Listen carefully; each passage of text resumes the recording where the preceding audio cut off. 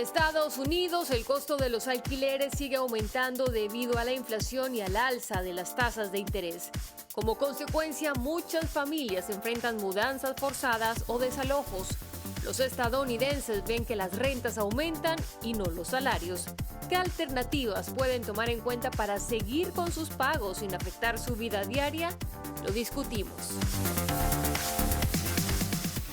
Lo vamos a discutir con Paul Carrillo, él es profesor de Economía de la Universidad George Washington. Gracias, profesor Paul, por estar con nosotros. Bienvenido.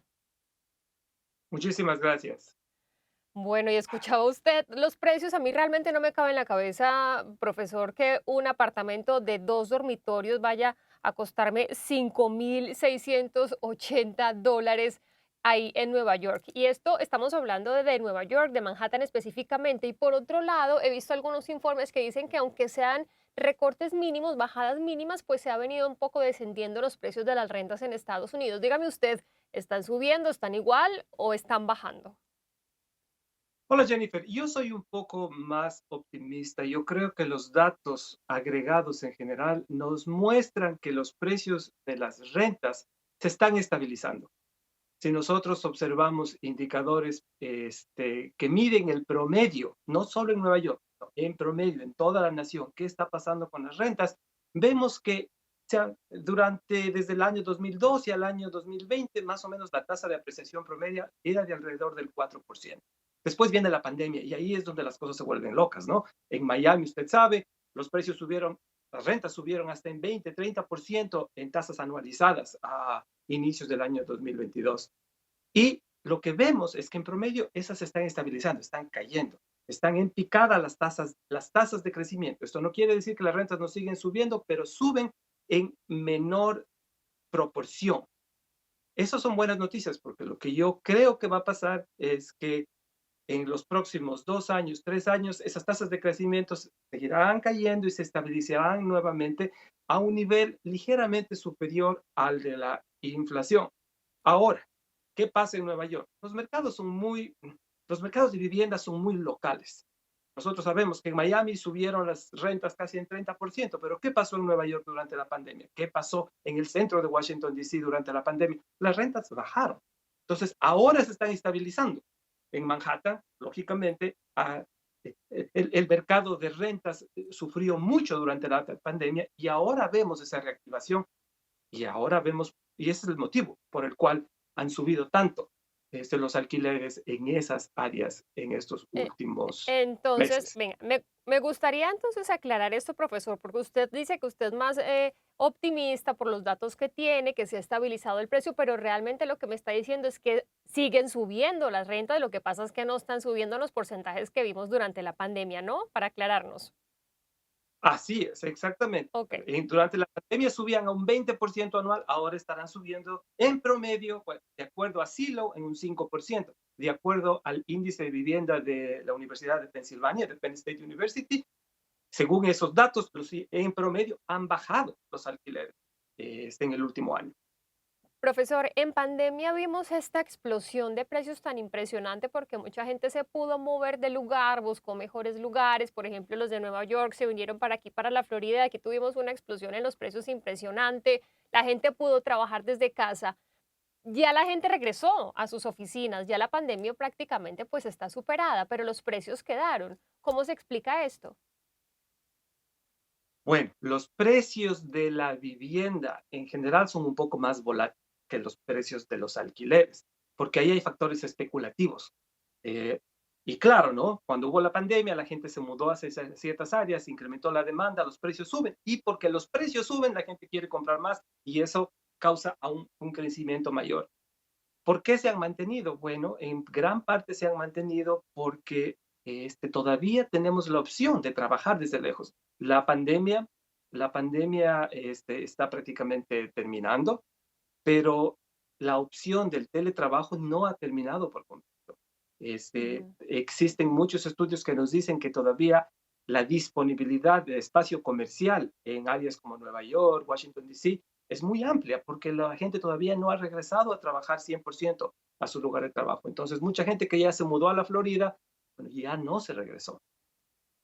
Hablando, profesor, de las tasas de interés, aquí hablando de compra, he escuchado muchas historias de personas que han tenido sus ahorritos, sus 30.000, incluso 90.000, más de 100.000 dólares para dar la cuota inicial de su casa y realmente no han logrado acceder a los préstamos hipotecarios por el nivel de las tasas de interés.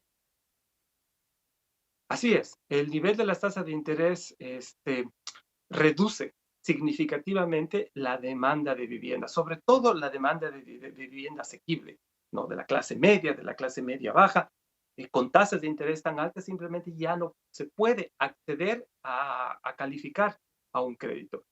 Y eso Ujú, justamente es el objetivo de la Reserva Federal al subir las tasas, de disminuir la presión de la demanda en el mercado de viviendas para cortar esa aceleración tan rápida de precios que pone mucha presión a la inflación en general.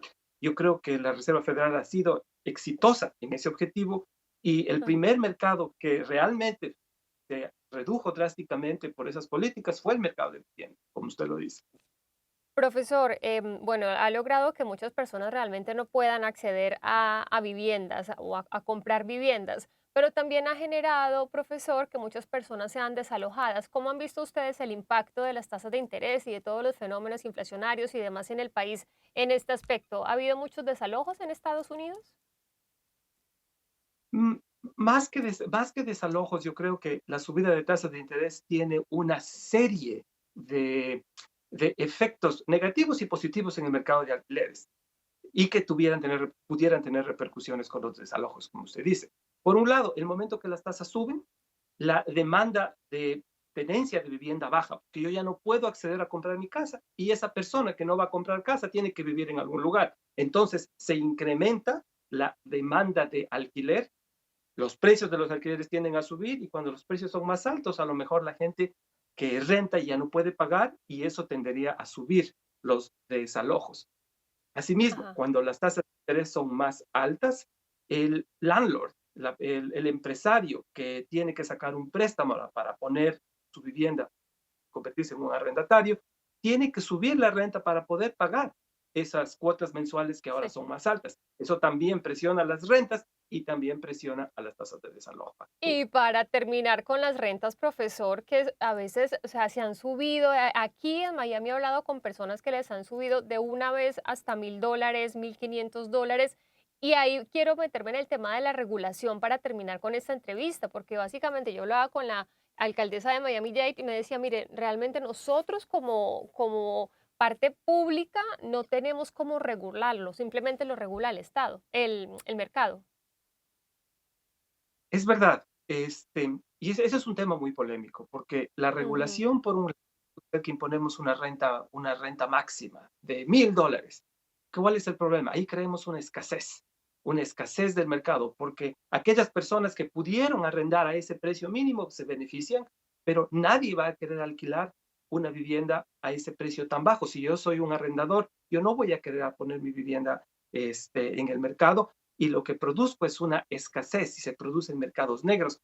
La regulación tiene que hacerse con mucho cuidado y de lo que podemos ver, hay ciertos mercados, inclusive en Nueva York, donde hay mucha regulación y Nueva York también tiene problemas del mercado de vivienda. No ha solucionado con la regulación. La regulación es un tema bastante complejo, bastante difícil y en muchos aspectos los economistas todavía creemos que esa mano invisible del mercado es la mejor manera de regular, claro. de transar en este mercado.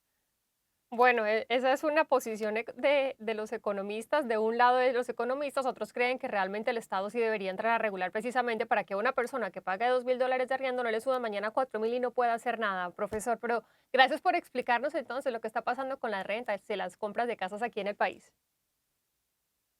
Un placer.